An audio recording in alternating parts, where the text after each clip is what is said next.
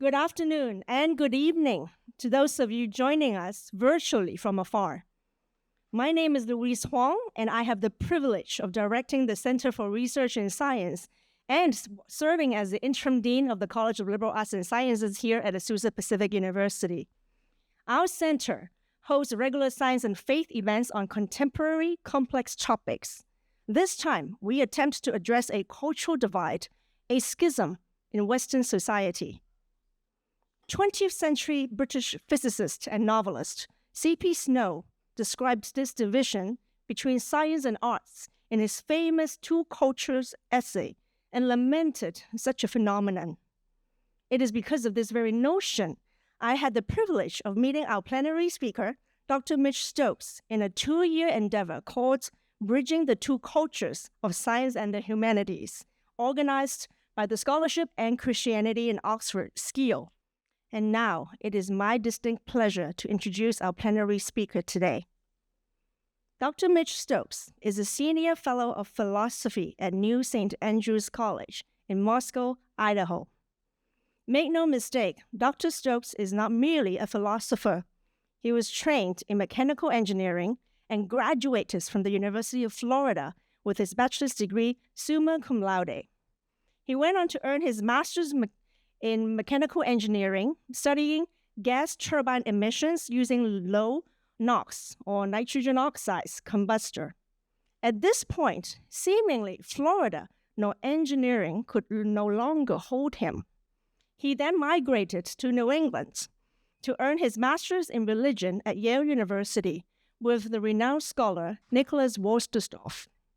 Perhaps that was when philosophy finally got Dr. Stokes' attention, that he earned another master's degree and his doctorate at the University of Notre Dame, where he studied under Alvin Plantinga and Peter van Inwagen.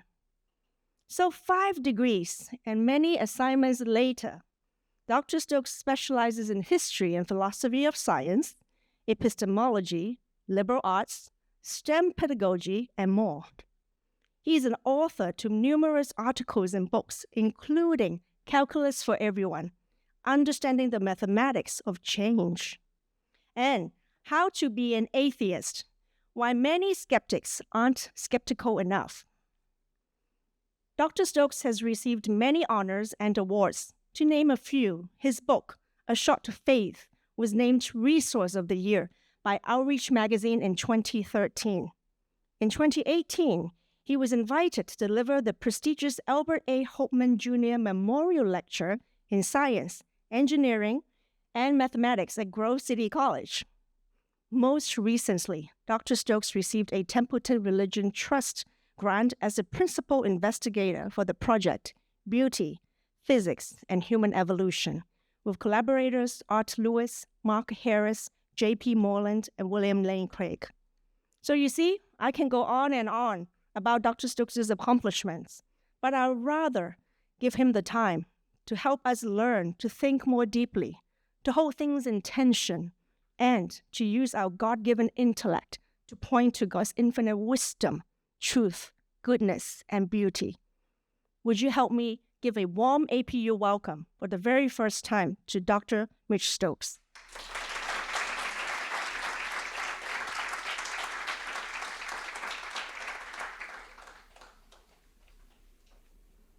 Thank you so much, Dr. Huang. Thank you.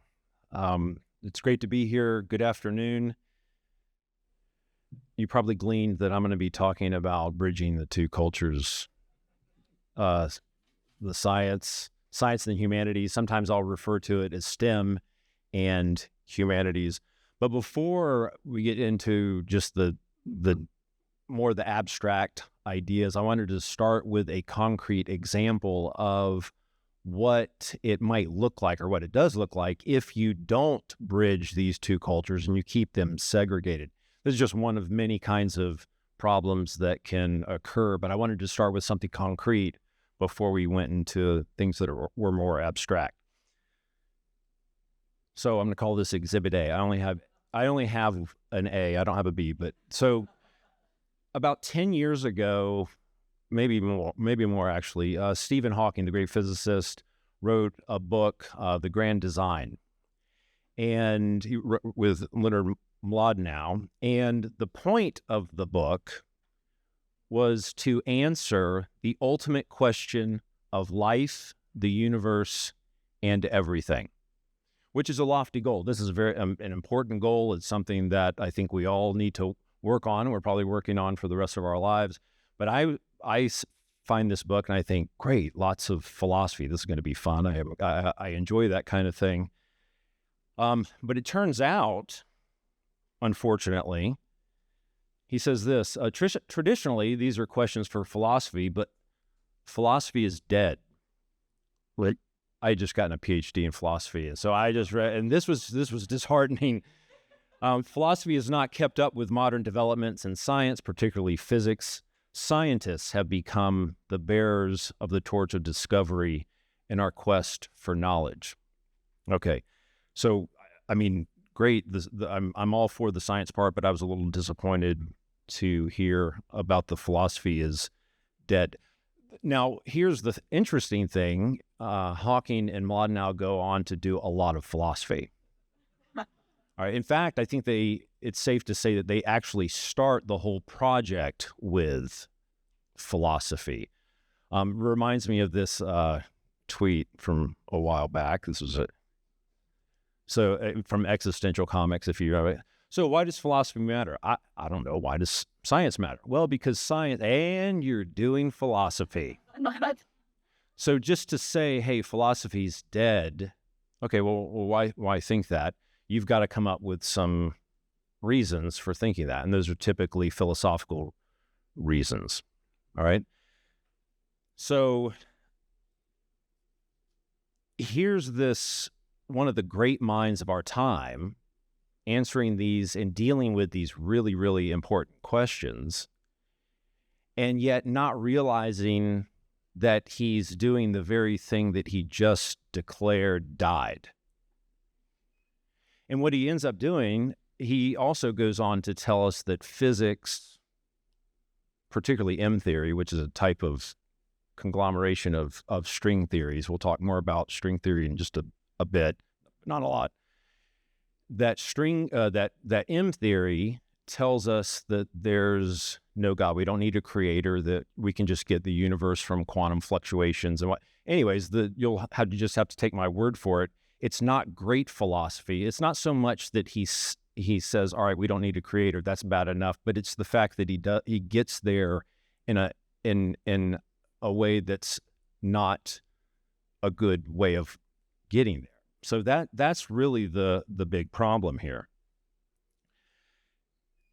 And I think this is because of this lack of integration. If you don't even know that you're doing philosophy, you're probably going to do it poorly when you do it. All right. And it reminds me of the old quote from Francis Bacon. It's true that a little philosophy inclineth man's mind to atheism, but depth in philosophy bringeth men's minds about to religion. My point isn't so much that we need philosophy or we need, it's that too, but it's just the general integration of the disciplines. If we don't understand the big picture, how that makes us kind of these lopsided sorts of thinkers.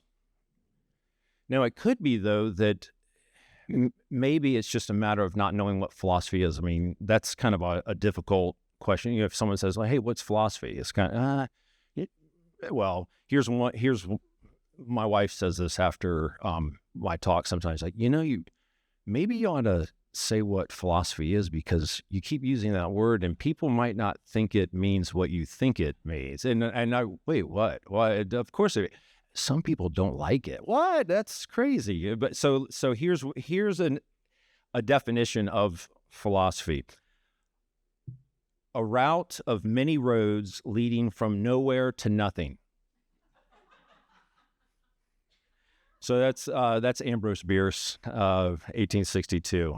But I get it. I totally get it. And philosophers, oftentimes, they have it coming to them when they get those kinds of definitions. But really, it's nothing more. I say nothing more. This is a lot. Answering the big questions of life. So how did we get here? Why are we here? How should we live our lives? What should we believe? How did the universe get here? Why are we and the universe like this and not like some other way? So simple questions, right? Those are easy questions. Here's one way I like to describe it. This is the Flammarion engraving. It's one of my favorite metaphors or pictures or illustrations of what we're trying to do when we're answering these questions. I call it the human project. And so what we have is within the globe, within that little snow globe, you have all the things that we see, just that you observe. It's just the way we navigate the world, okay? And then beyond or behind this veil on the other side of the snow globe is what explains why things look this way, all right? And it'd be nice to be able to do what that person is doing, is stick your head beyond the veil to see. But it's really what we're trying to do is more like looking at, so another analogy would be the face of your watch, and all you have is that, and you want to work out the workings of the watch, but you're not allowed to take the face off. Okay, so that's what we're trying to do, and oftentimes we get, and we're going to use all kinds of resources, including science, to do this. So sometimes it's really hard to constrain the domain of philosophy, which is why you have all these different disciplines within philosophy, like philosophy of science, philosophy of mathematics, because you're really just thinking more fundamentally about these other disciplines as well. And they're not hermetically sealed. Now, this can be a difficult process, right? I mean, this is, and sometimes it might seem more like this, right? That's like, that's what's going on. Now, there's actually here's a safe definition, one that we can refer to and lean on and will become important. Look, I don't know how to define philosophy, but whatever it is, it's what Plato did in his dialogues. So if that's what he's doing, that's philosophy. And you say, well, that's not philosophy. Okay, fine, call it something else. But that's what we're going to be talking about. When I say philosophy, keep that in mind. All right, so now let's talk about this two cultures aspect. All right, and as Louise pointed out, the phrase two cultures comes from C.P. Snow's Reed Lectures from 1959. You can see here that Mr. Snow is bridging those two cultures nicely there. So you have science and humanities, and he was a chemist and he was also a writer, and he would hang out with both kinds of folks, and he noticed as he's hanging out with both that they don't talk to each other, and they have these totally different ways of looking at the world. But it's not just that they have different ways of looking at the world. They have no idea what the other thinks about the world. And his concern was, look, that's bad. I mean, we all want to get along, and we want to, we want to integrate personally, right? I mean, that's great. But he says it's actually worse than that. What's really at stake here, I don't know if it's worse, but it's certainly additional, is that science actually is done, it's not done as well because of a lack of understanding of the humanities. And the humanities are done poorly, or at least not as well as they could be done, because they don't know science. So there's something to what Hawking said, that maybe philosophers haven't kept up with physics. I think that there is some of that. So it goes both ways in that, humanities needs to learn some substantive science, and not just because they need to know what their friends are doing across the hall in different departments, but so that they can do humanities better, and vice versa. Now, here's what he says. He says, look, education isn't the total solution to this problem, but without education, the West can't even begin to cope. Now, so 1959, Cold War. I mean, think about where we are now. I mean, maybe everyone can always say this. It's like, I think we're worse off in some important respects even now. So, but without education, the West can't even begin to cope. All the arrows point the same way. Closing the gap between our cultures is a necessity in the most abstract intellectual sense. That's true, as well as in the most practical. When those two senses have grown apart, then no society is going to be able to think with wisdom.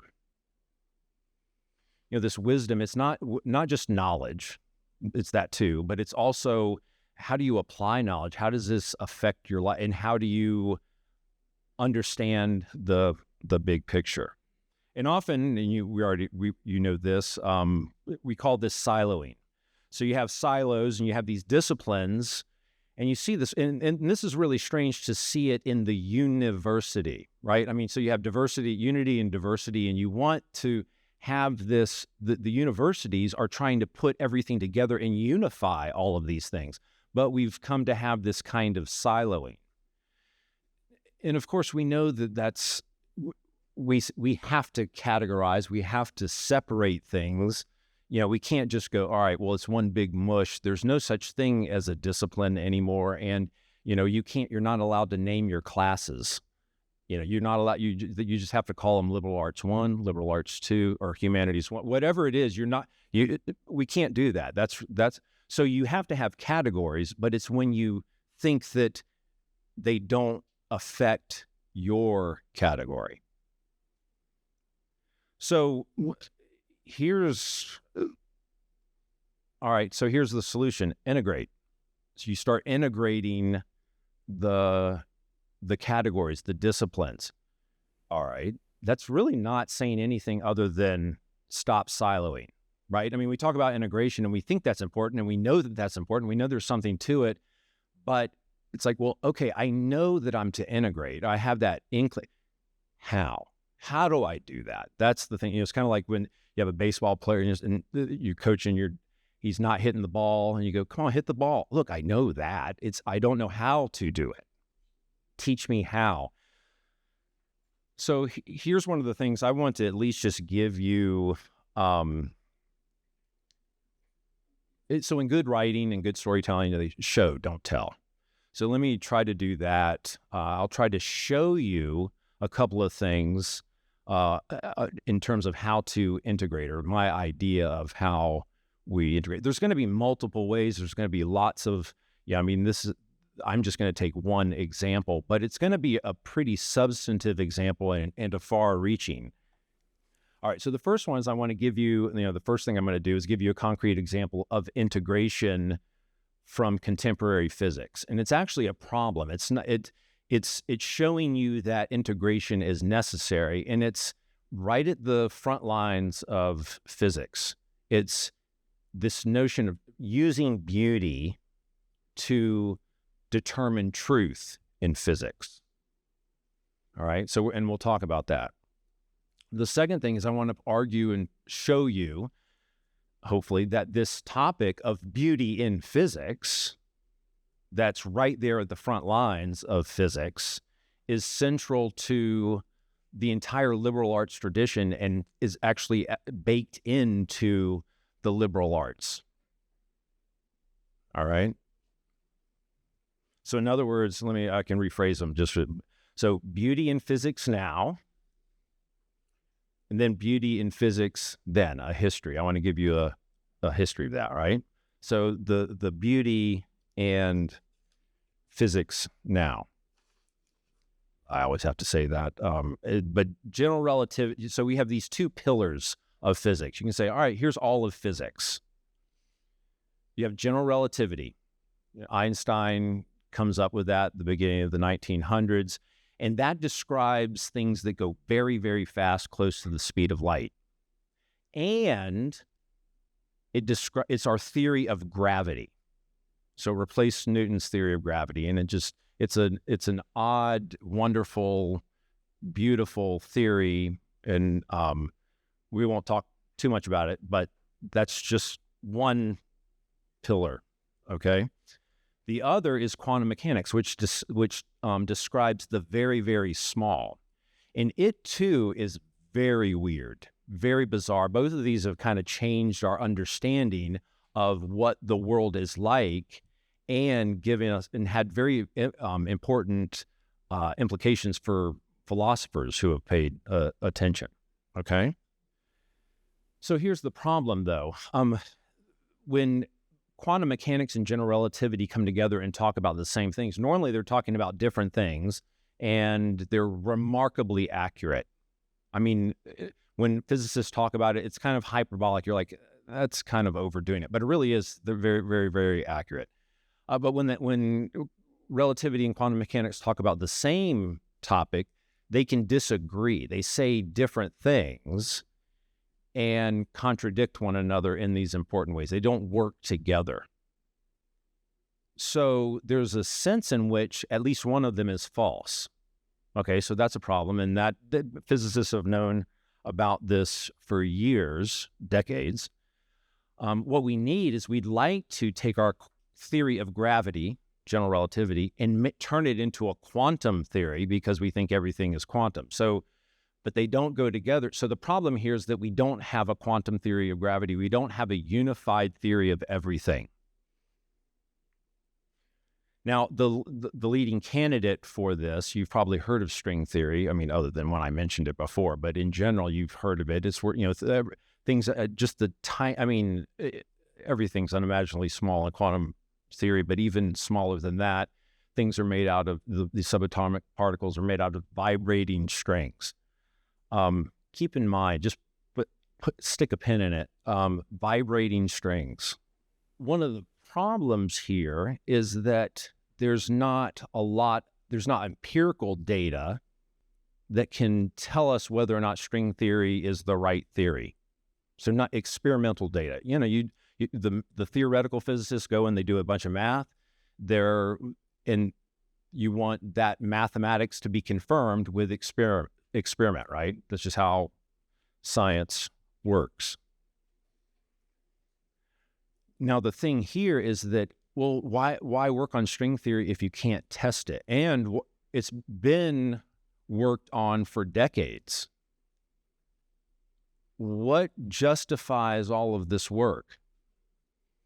There are a number of things, and there are good reasons, but one of the main reasons is that it's a beautiful theory. That's how it's justified by string theorists. It's beautiful. It's so beautiful, it's just got to be true. We would need, the empirical data, the experimental data, as I said. We're running low on it at the particle collider that we have, the big one, I say we, Humanity, has in Geneva, Switzerland, the CERN Large Hadron Collider, does what it says, it takes these hadrons, slams them together, and makes other particles. Well, you need a lot of energy to do that, and that's how they test for these different particles and discover new particles. In order to test for string theory, we would have to have energies that are just so far beyond anything plausible right now. There's no chance in the foreseeable future that we can actually do that. So these higher energies are needed. So then how do you justify as the data, you can't discern using the data, the empirical data, what do you use to tell whether or not a theory is on the right track? Well, what you do is you use non-empirical data, and that's not new to string theory or anything like that. We've always used non-empirical data, things like logical consistency. You want a theory that is logically consistent, right? But then there are these other theoretical criteria that physicists have always used, but are coming under scrutiny now because of this decade's kind of stagnation. Like, wait a second, this stuff isn't working. And it's because the physicists are saying, well, we want to find a beautiful theory. Well, beauty's not working. So, but we have to rely on things like symmetry, simplicity, elegance, unity, these things that are often now called, they're aesthetic. And there's this problem, like what on earth, how people are questioning now, physicists are questioning now, why would you do it that way? Why think that's going to work? So there's this debate over whether beauty should be used in contemporary physics, at least with particle physics. Is it really a reliable guide to truth? And then you can see there's a book in 2018, Lost in Math: How Beauty Leads Physics Astray by Sabina Hassenfelder. It's a great book, and if you just want to understand the terrain of contemporary physics, this is a good book to sink your teeth into. She's an atheist, and so it makes sense that she would say, well, how would we explain a human ability to do this? Her question is, and lots of other folks, how would we explain a human, why should primates be good at physics in this way and use beauty as this guide to the subatomic realm? So that's the question. And so right now what they're doing is there's this debate. They're fighting over the very idea of science, the scientific method. Are we even doing science when so there's this kind of crisis that is right at the forefront of physics, and this is a philosophical question. All right, we're talking about science doesn't answer it. It's kind of like chess. The rules of chess don't tell you what the rules of chess will be. It's only once you decide on those rules, then you do chess by those rules. Well, similarly with science, once you say, all right, well, what are the rules of science? Now, it doesn't mean that scientists can't say, but it's a philosophical part. And you say, well, is it really a philosophical issue? Okay, let's go back to our definition. Well, whatever Plato did. All right. So that brings us to the second part where I talk about physics and beauty in the beginning. So going back to that. So there are a bunch of things, right? Out in, the Greeks, they were very, if nothing, observant. They noticed there's lots of stuff in the world, lots of different kinds of stuff, lots of different things. And that these things change. They're not stagnant. They move around, and that makes life interesting. But it's not willy-nilly. It's kind of this order to it too. Acorns always grow into trees, oaks, and not into alligators. And you think, well, of course not. Of course we're not going to do that. That's actually, we just take that kind of order for granted. There's a lot of order that we just take for granted that, logically speaking, doesn't have to be that way. Anyways, so what the Greeks were looking for at the very beginning, and probably humanity in general, even, was this: what makes sense of all this diversity, change, and order? And so you have this notion of unity and diversity, and they had this idea of an arche, this overarching principle that tied everything, all the different things together, something that unified it and made it coherent. And so philosophy starts off with that problem, this problem of change, looking for an arche. You think monarch, it's this ruler kind of thing, this overarching controller. Thales, first philosopher, says that it's water. The arche is water, and we're not going to go into why or anything like that, but everything's made of water. And maybe it was because water can be ice, it can be solid, liquid, it can be a gas.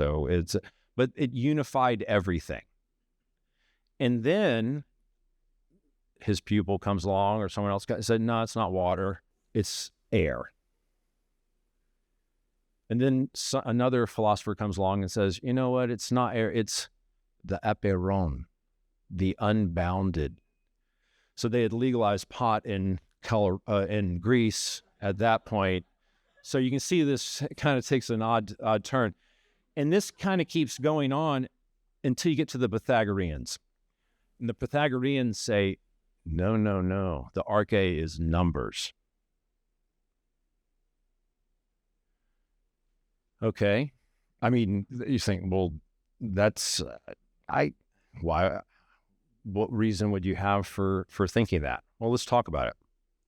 So what the Pythagoreans are known for discovering is that the musical intervals can be described with simple numbers, not complex ones, not like intricate ones, like just whole numbers like 1 and 2. So you have a string, let's say you have a guitar, you pluck it, it's an E, you hold it down right in the middle, you pluck it again, it's also an E, like a 12th fret, but it's at an octave higher. And so you have this ratio of lengths of 1 to 2. So what the Pythagoreans discovered was that this music that they didn't discover music. They knew music was beautiful and they knew what sounded good and all of that. And then they found that you can characterize that with mathematics. We love music. We can characterize it with mathematics. This looks user-friendly. I love numbers. So all is number. And so that's kind of how it came up. And so they had this idea that there's this mathematical cosmos. And they may have even coined the term cosmos. And actually our word cosmetics comes from it. So there's this aspect of beauty built into the idea of a cosmos. So there's this order in the cosmos. It's mathematical and rational. It's also aesthetic or beautiful, cosmetic, and it's also morally good. There you have truth, beauty, and goodness right there, built into cosmos. And they get this from noticing that math is applicable. All right. And so they have this idea, all is number, harmonia. There's this idea of proportions and harmony. When you think of harmonia, think of, they meant its fittedness, how these different parts fit together in an appropriate way. It's kind of like think of a triad chord. You have these 3 notes that you can hear if good musicians can hear the individual notes, but also the notes together that make something even more beautiful than those things apart. And yet those 3 parts keep their individuality. That's think Trinity. It's hard not to be pulled into that sort of idea, this notion of harmony, but that becomes really, really important. And that's the way they said, no, that is the cosmos right there. And if you've ever heard of the music of the spheres, they thought, no, there are these spheres that all the planets are on, it's all moving, and kind of like you take like a wine glass, fill it with water and rub that, you can get the resonance and the vibrations that you can make. That's what they're thinking that the cosmos does. Now, what they're doing though is so it's mathematical, it's musical, it's beautiful. All of those are the same thing. They had this, what's called the tetractys. This is where they probably got this as a tattoo. This actually is the perfect 10 number, 4 on each side, and you can see that it represents octave, 5th, and 4th. And so tetractys is really important. Now, why do I care about that? Well, Plato was a Pythagorean. He learned from the Pythagoreans. And in fact, in the Republic, you probably have to read that. In books 6 and 7. So Socrates is running around trying to find out what's justice. People are giving him an example, like here's a definition, here's a definition. No, that's not it. And he's not looking for particular cases. He's looking for a definition. What is justice? And so that's where you come up with this notion of the forms. That's one manifestation of it. It's like, what's the form? Not a particular case of a just act. What is justice? All right. Now you need to be able to define. So he's going around wanting to know what are these fundamental aspects of reality. And he says, look, if you're going to be in the Republic, he's wanting to come up with this idea of the city-state and who to rule it. Well, he says, the philosopher kings should rule it, because what they need to do is they need to understand the forms. So when a case comes across their path and it's a new case, they need to not just have an example of justice from before. They need to know, okay, I have the form of justice and I can apply it to this specific case. So the philosopher kings need to know the forms. They need to be able to categorize the world, these important concepts. And ultimately, they want to find the form of the good. Okay, so all this is right. So how do you train the philosopher kings? Well, Plato says, here's what you do. You have them do mathematics for 10 years. And you think, oh my gosh, you're serious? I'm like, that's so odd. You're just reading along Plato, minding your own business, it's philosophy, and next thing he starts talking about, yeah, no, you'd be a philosopher, you got to do math. Now, why is that? Well, so this is where the 7 liberal arts are introduced into, or at least 4 of them. The liberal arts are introduced into the West in these books 6 and 7. The trivium, you have the language kinds of disciplines, but then you have this quadrivium. And the quadrivium is arithmetic, geometry, astronomy, and music, or harmony. All right, and you think, well, that's out of left field. Well, where'd they get it? He got it from the Pythagoreans. So he thinks training in these areas, whatever he thought of these, was somehow going to make someone a good philosopher so they'll know things like justice. And he thought that studying mathematics is like kind of this form of sanctification. Your mind becomes rational and good and beautiful like the cosmos. Then in the Timaeus, what Plato does, remember philosophy? Plato does this. Plato says, hey, he has this whole, Timaeus is kind of weird, but it's this mathematical cosmos that's very Pythagorean. And there's this legend of Plato giving his academy this homework assignment where he says, hey, you know what I want you guys to do? Look, the heavens move, there's all this motion. I think there's order behind it. In fact, I think there's mathematical order behind it. So here's what I want you guys to do. Let's say you're the academy. I don't want to sound Plato, but like you're the academy. Like, all right, here's what go out and map the heavens with mathematics. But here's the kind of mathematics that you have to use. Uniformly moving circles. Any size you want, any speed you want, but they have to be circles. Now, why? Circles are symmetric. They're the perfect, they have an infinite symmetry. And symmetry is beautiful. Let me say a little bit about, so symmetry, you might say, generally, it's change without change. So let's say you have a square. You have a square and you rotate it 90 degrees. You've changed it, you've rotated it, you've made this transformation, and then, but it also stays the same. It looks the same. Well, with a circle, what you do is, so with a square, you can only do that 4 times. With a circle, you can do it an infinite number. I mean, like you just enter in infinity, that's going to win all kinds of approval there, but that's an infinite amount of symmetry. So you can see here, there's this spatial symmetry that they're interested in.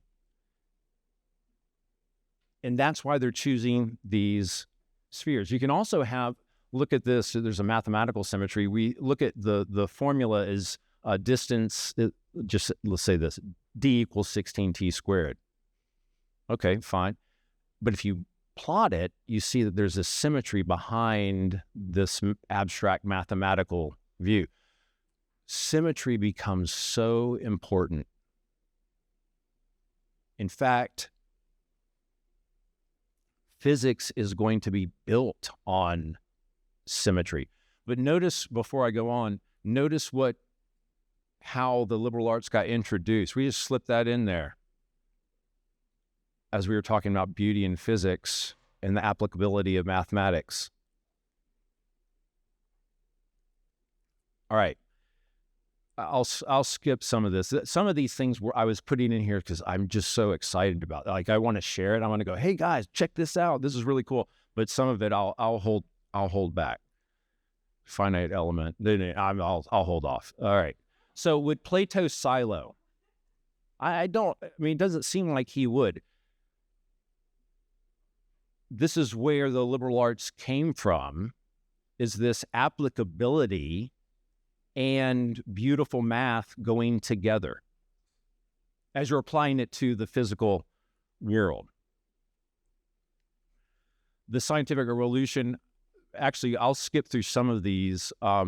This was just going to show you that Pythagoreanism and Platonism came up in the scientific revolution. It comes up in the Enlightenment, like this is what people are responding to. But I want to get to something that's really, really amazing.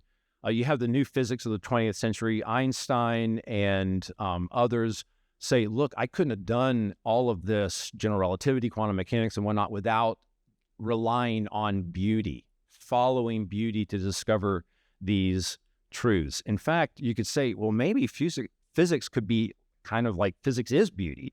It's conservation laws are like conservation of energy, conservation of momentum, are built on these mathematical symmetries.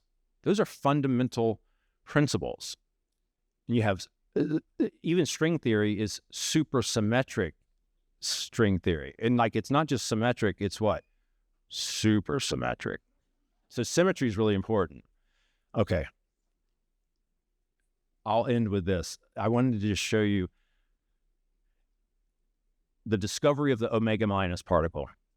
Murray Gell-Mann in 1962, he's the one that came up with the quark model of particle physics.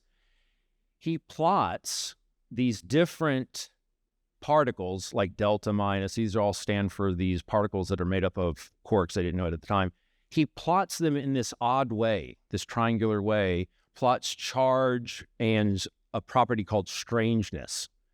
And like, you're just thinking, okay, this is weird. This is crazy Pythagorean stuff. It sounds like it's based on this kind of symmetry, SU3 symmetry.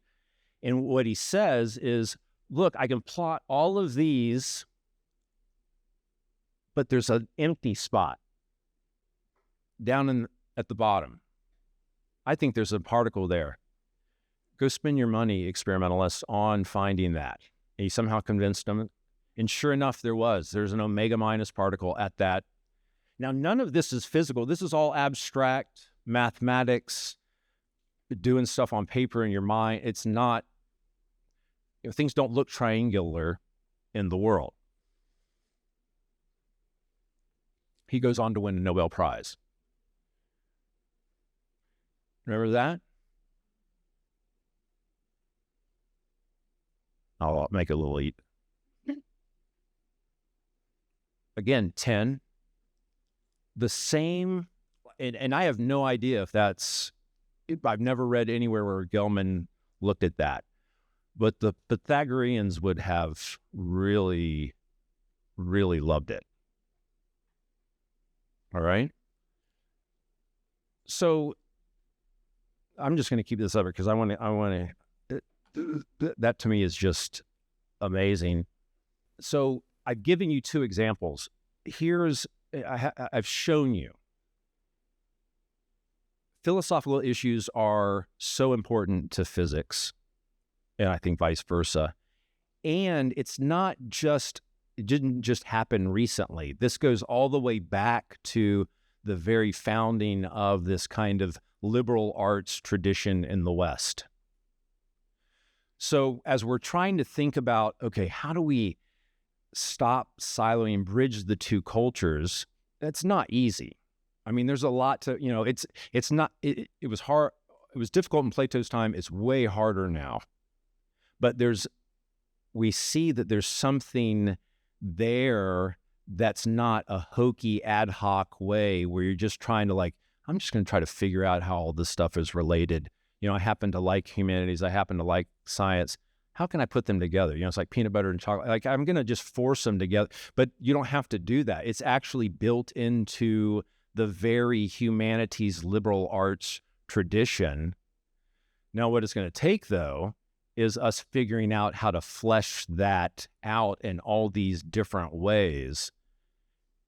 So I'm not telling you how to do it, but I did show you examples of why it's important and how it's been done and how it's central to what we're doing at universities. Thank you.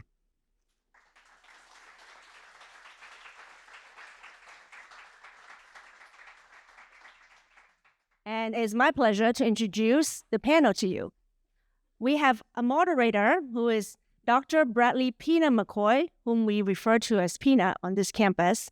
And he is a professor of physics, department chair of math, physics, and statistics. And then we have 4 students who will discuss different questions, whatnot, and also share their opinions. So I'm going to start with the next to Peanut. Isaiah Cheng, he is an engineering student, also a STEM scholar. Maya Vargas, next to Isaiah, is a math major, also a STEM scholar. And then Sam Genoe, he is a psychology major and honors humanities student. And Bill Campbell, chemistry major and double major in honors humanities as well. Of course, we know Dr. Stokes. So I'm going to turn the mic over to Peanut. Thank you. And thank you all for our panelists.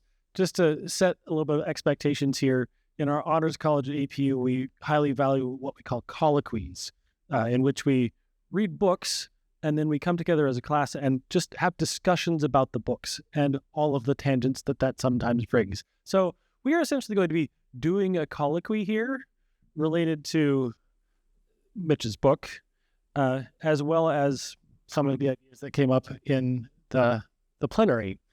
Okay, so to get us started here, related to this 2 cultures, in the book there is, Mitch, you raised the idea of this fact-value divide. And some may take that as the facts is the thing that the sciences do, and the values may be more of the thing that humanities do. Of course, gross oversimplification. But wondering if all of you could weigh in on why is it valuable to make distinctions of what questions are questions of fact and what questions are questions of values. I think one of the reasons that it's important to distinguish between these 2 ideas is because oftentimes I feel like in our different disciplines, we can easily segregate, like you were saying, fact for science and more of the STEM fields and value for more of the humanities fields. But if you really look at them, it's more like deeper, basically.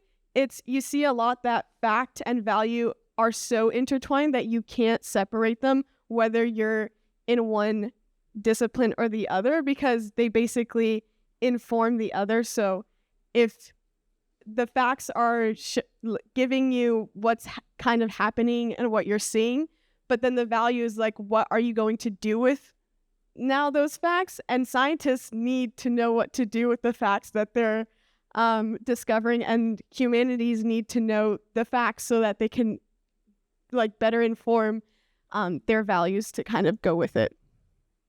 I think that it's important to have a balance between the 2, because if you solely rely on facts, then you could end up with a conclusion that nothing really matters, morality is out the window. But as we read in the book, even most atheists don't believe that. They don't believe that anything just goes. And you don't need religious text to tell you that, torturing someone is wrong. And I think that it's just built within us. And like Camille said, it's very intertwined, like fact and value. And on the other hand, if you have too much value put into something and not much fact, then you just have 2 sides yelling at each other based on pure emotion. Yeah, I think that the overlap of them is really interesting, but also sometimes the necessary division between the 2 is an important factor we have to look at. And a big reason for this is because we have to know what question we're trying to answer before we go and look for the answer. So perhaps knowing where value comes from and knowing where fact comes from, in some sense, yes, there is that overlap when you start trying to find the underlying premises of facts, but you also need, how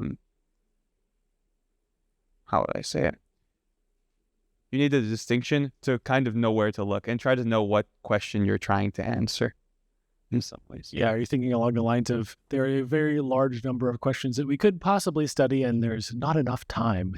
So the value may be driving which things we think are valuable enough to do the studies on? Yeah, exactly. So I visited a family friend's house once, and then we were talking about observing facts. And something that interesting that came up is the idea of like, okay, tell me a fact. And then we just have so many facts like in the world around us. And this is an idea Kuhn talks about as well. We have like so many facts in the world around us that we need some set of values to orient what facts we want to focus on. And so I think that speaks to the interesting like underlying values that we kind of subconsciously ignore during like when we're trying to look at just facts. And that goes for scientists as well, of course.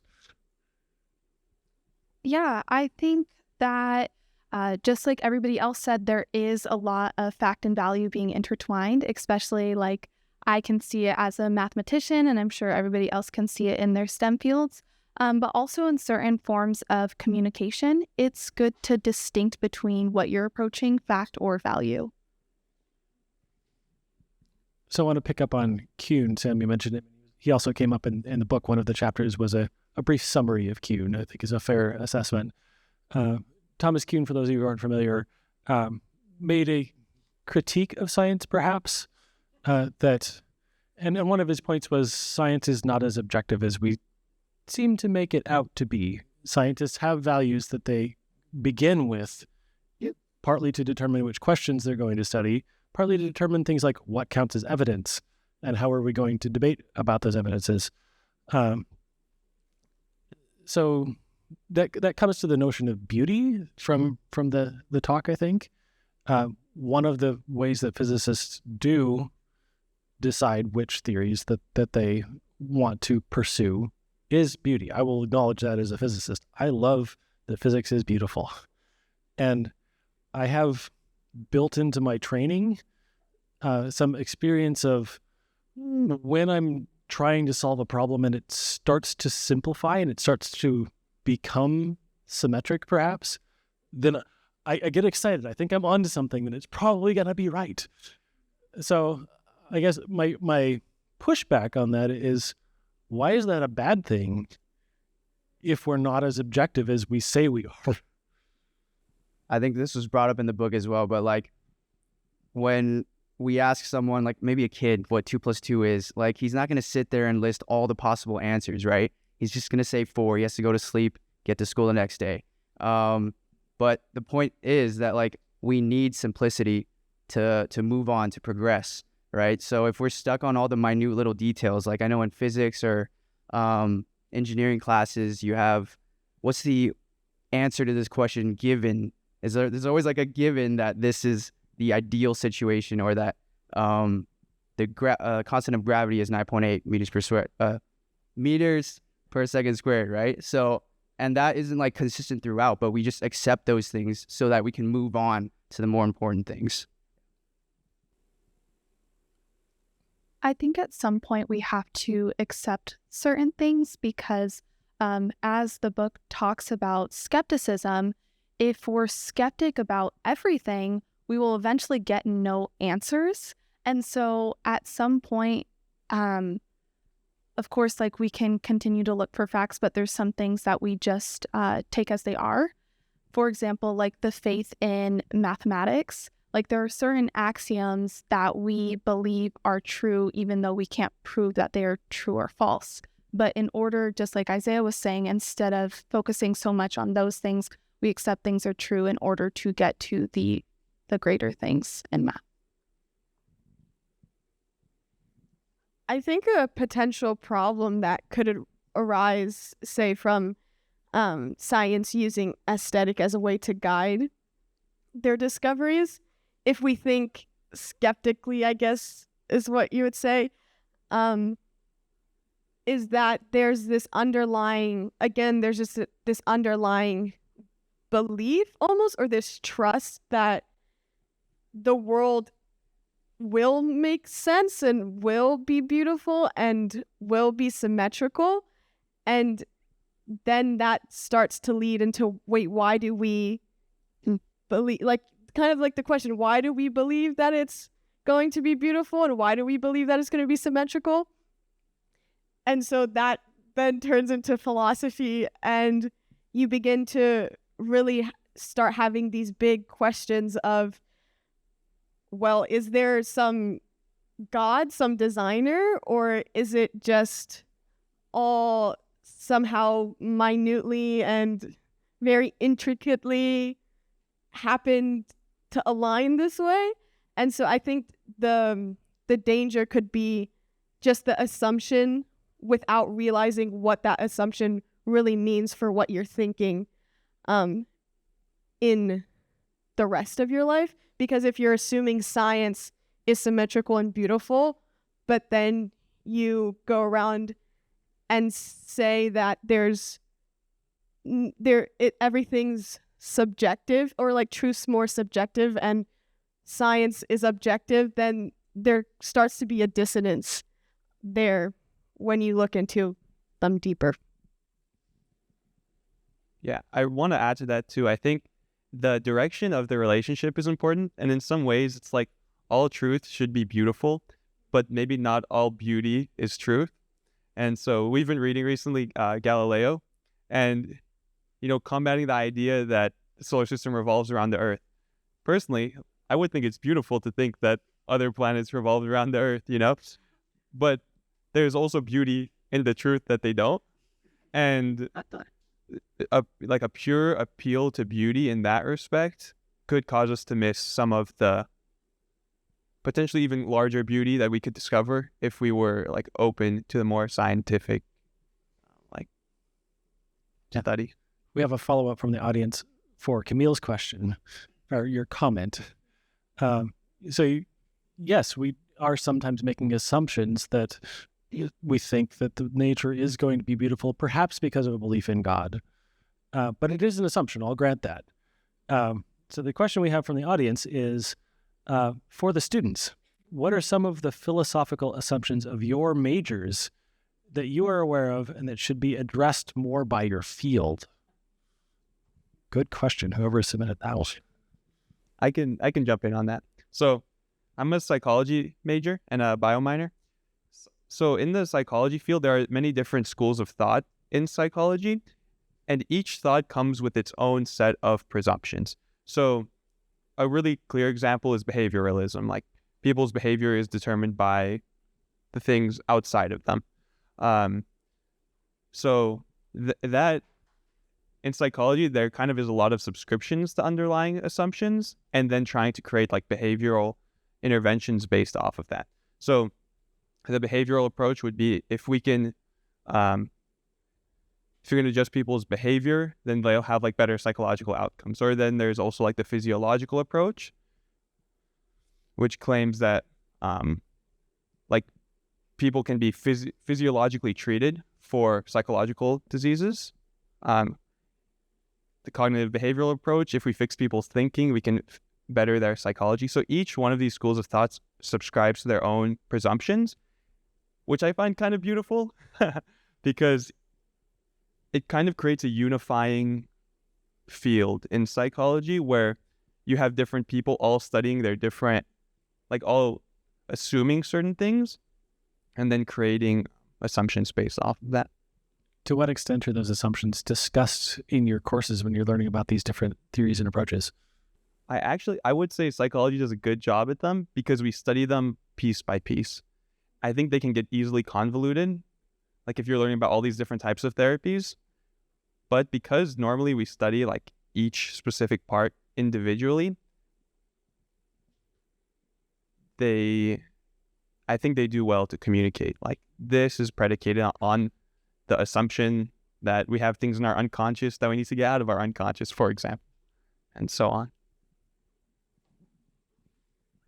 Thinking about my classes for science and for biochemistry and biology and chemistry and all of those things, I think there's this underlying assumption that we can discover and we can observe some truth about the world, and we can know that this is how the world works. But I don't think, because kind of Galileo talks about this in his book of how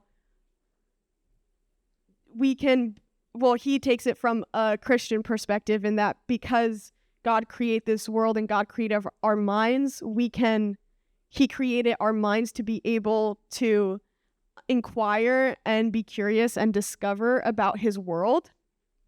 But I think that's still an assumption that I was taking a physical chemistry class last semester.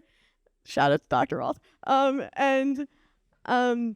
It was just so interesting to be sitting in that class and to be thinking everything, all of these unique pieces apart, are bound to come together and actually make sense. Why do we think that? How did we come to that assumption that if we try our hardest to put these together, that they're actually going to be able to be put together and you're going to be able to discover new things? And I think those type of assumptions are not addressed in our science classes as much. Like, everyone just assumes, okay, yeah, science can make sense of the world. We can figure it out if we try to. And I'm like, but how? That's kind of an assumption in and of itself. Now you're doing philosophy. Oh, I think I'd actually like to pass this question to Mitch, too. What are some of the assumptions of philosophy? Yeah, so the one of the things I found, it's a little easier for me to answer that because I came into philosophy from the STEM area. So I spent a while being perplexed. Like, why are you doing this the way first of all, what are you doing? Class, what is knowledge? Well, knowledge is justified true belief. No, it's not. It's this, that, or that. And I'm like, well, what is the data here? Like, what are you using to, like, who decides what the right answer is, and what's the method behind finding the right answer? It's like, well, is it just kind of a democracy, or like everything? Like, what do most people say? What are their intuitions about what knowledge is? And it's like, well, why would you care? Let's look in a dictionary to see. That's not really what we're at. So it actually, some of the methodological assumptions that went into that were in philosophy when I came to it, it took a while for me to actually figure out what those were. And some of those I just think are wrong. Could you give an example? Yeah, to think that so for example, one of the assumptions that, and this goes all the way back to Plato, so I actually disagree with Plato on this, is so that there are these, there's something out in the world or in the independent of us and what we think called knowledge or called justice. Like at first I was like, okay, we're trying to find what it really is. And then someone said, well, we're trying to find out what God thinks it is. Okay, that's fair too. And I think that that's legitimate. But I think oftentimes what we're doing is we're just trying to find a definition in what matches our intuitions. And you have this whole cottage industry of philosophy saying, or debating over what knowledge is. And I may be wrong. Maybe that's a great thing to do, but thinking that there's this one objective definition when all you're really doing is analyzing your own concepts, which is actually what they call it, conceptual analysis. And I don't think it's entirely, I think it's important, I think it's useful, but that's a big assumption that I'm like, I don't think that they never got me on board with that one. Maya or Isaiah, do you want to weigh in, or you want to pass? I think a lot of the times, like, scientists take credit for like the discoveries or inventions that they make, and I think in my head it's a little bit silly because I imagine God as like sort of this person that developed this Lego set, and it has manuals to it, and let's say like a human being like manages to follow all the steps and put the whole thing together, right? Would God go, oh my gosh, good job? Or would he go like, that's what it's meant for? And I think that's my sort of approach at it. Like, we kind of just discover these beautiful things that God already set into the world. And yeah, that's just my own perspective on it. I feel like from a physics perspective, there's so many assumptions that we make in class. I know like a lot of our homework assignments, you're given certain pieces of an equation, and then the rest is sometimes up to assumption. And so I think that's something that we do address in the physics department here at Azusa, and something that I'm like slowly getting used to, of assuming a lot of things. Yeah, I'd agree with that. As a physicist, I have to make assumptions. There are not enough facts to know what I need to know. So I got to fill in the gap somehow, and I do the best I can with the tools that I got.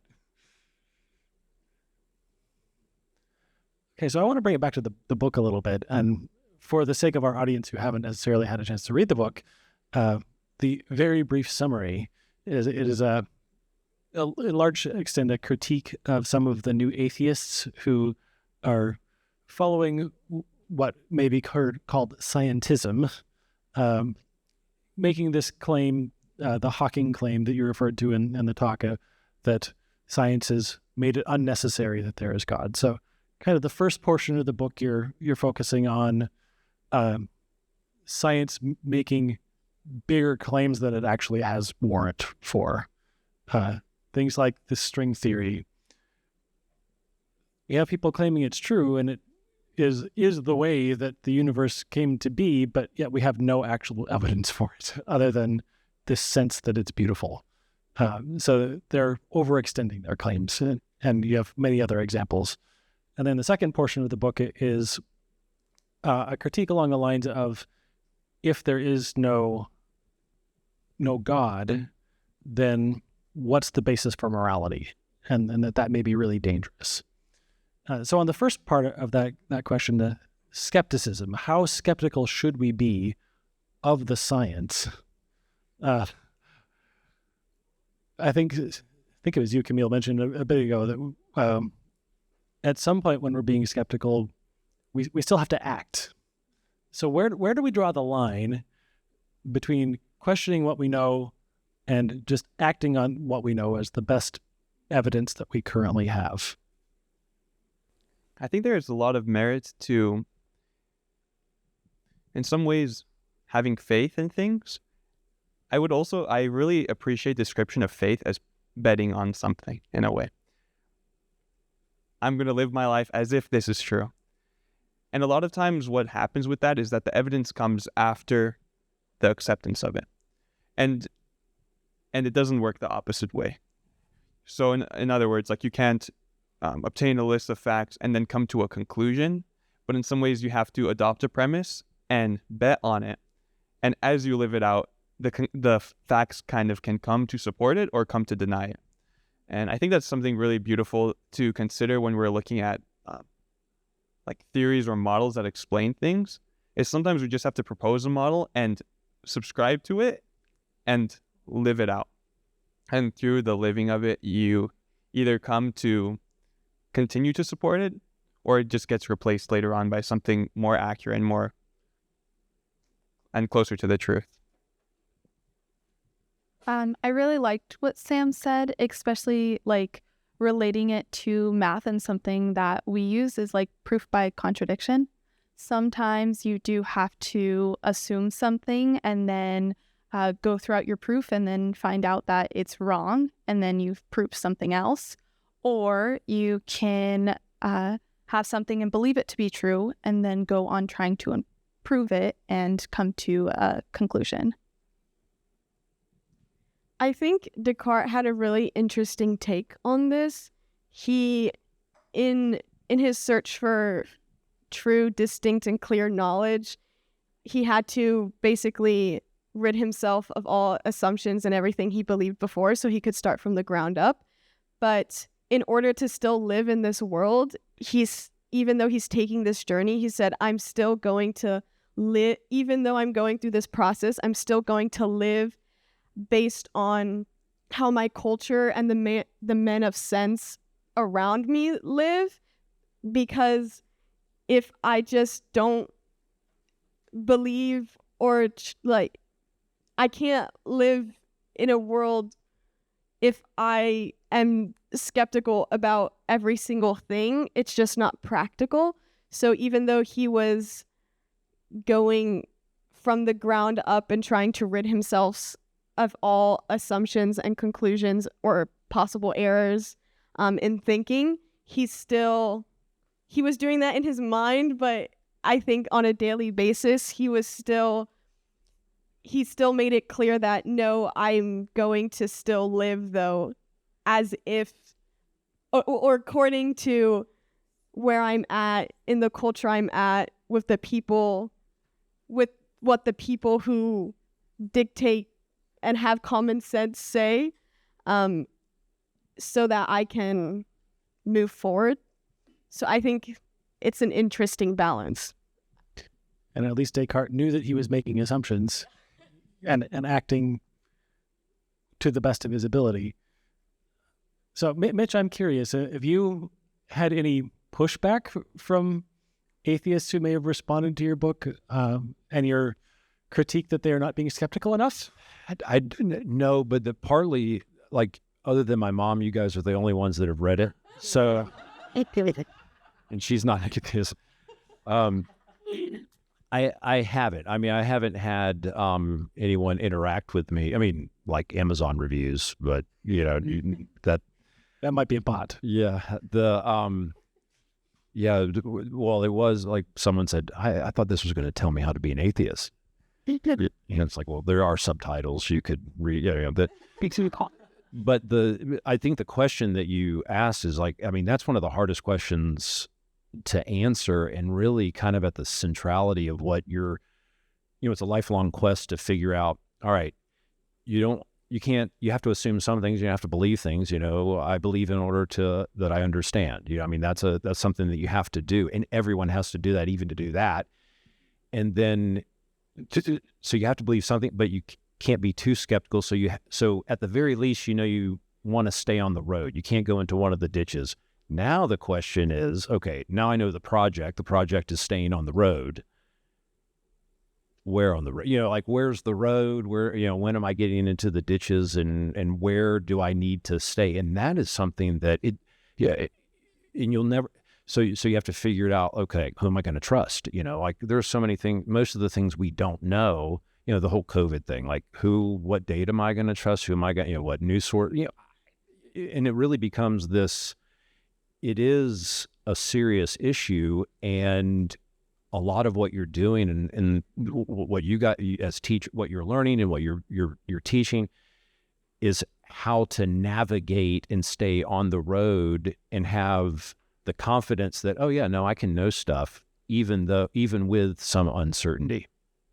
It's not an either or, where postmodern kind of, I mean, there's a lot to learn from quote unquote postmodern philosophy. I think there's a lot to learn there. But it can't be, oh, we don't know anything. And it's like, well, you just kind of, it's like when you pick up a toddler and they just kind of go limp when they don't want to do, that's their resistance. We're just going to, and I think that's kind of that's a cheap and easy, it's self-refuting, and it's just easy.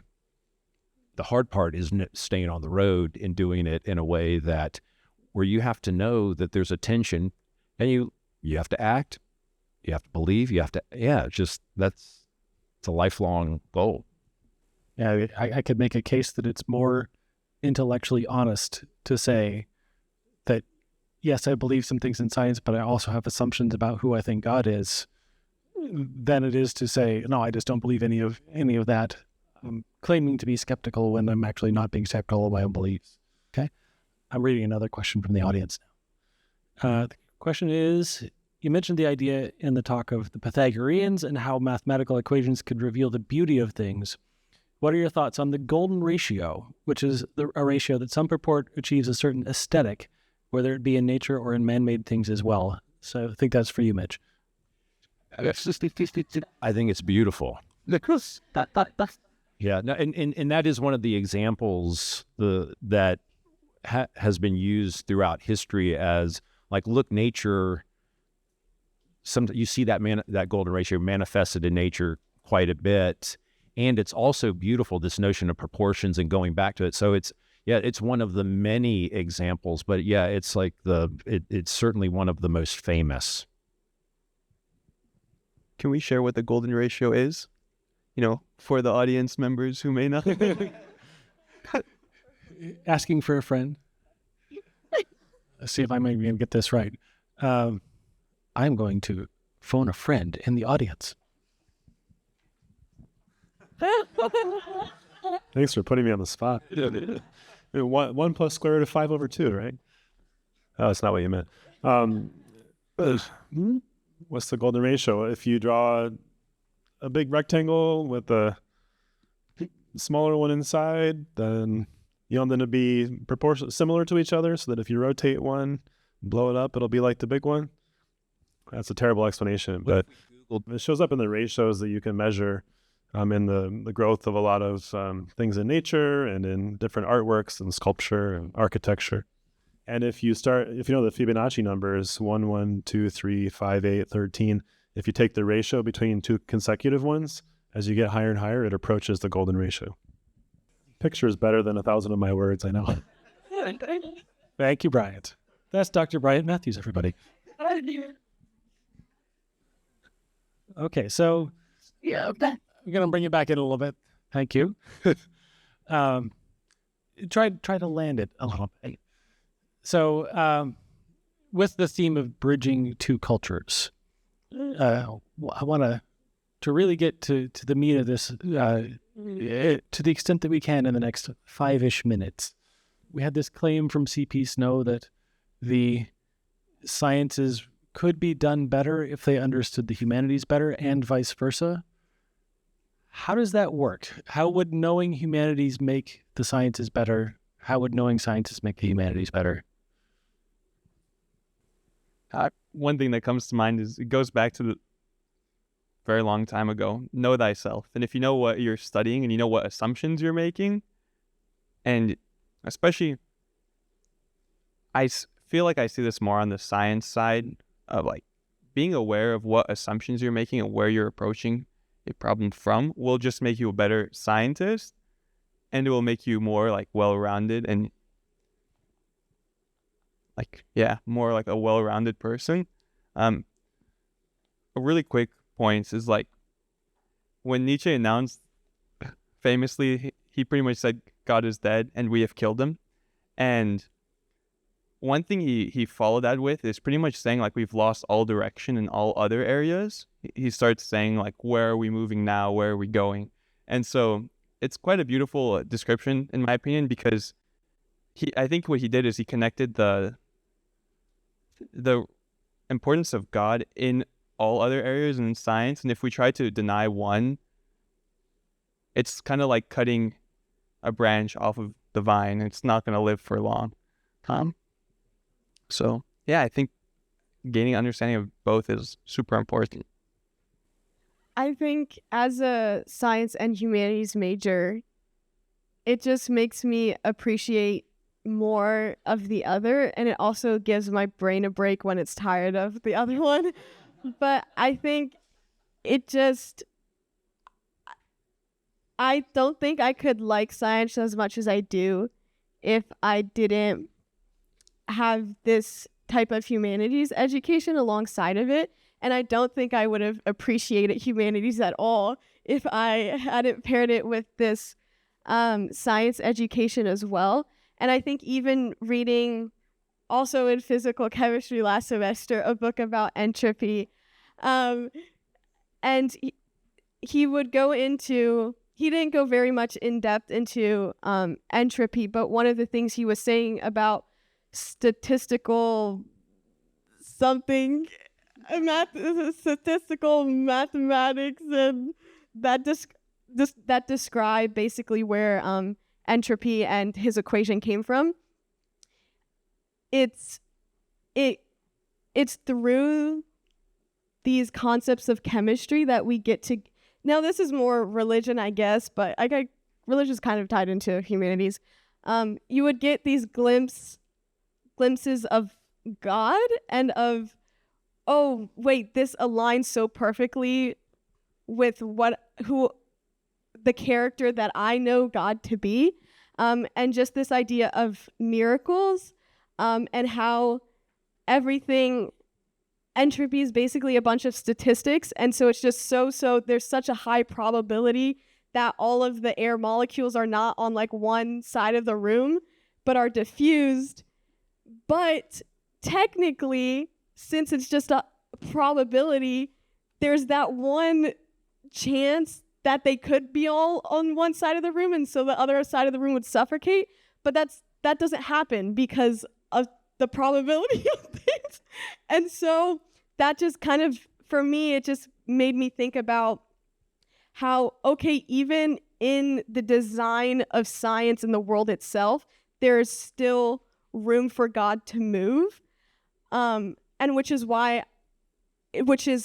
a possible explanation for where miracles could come from, in the sense that maybe it's not contrary to science, it's just super science, you know?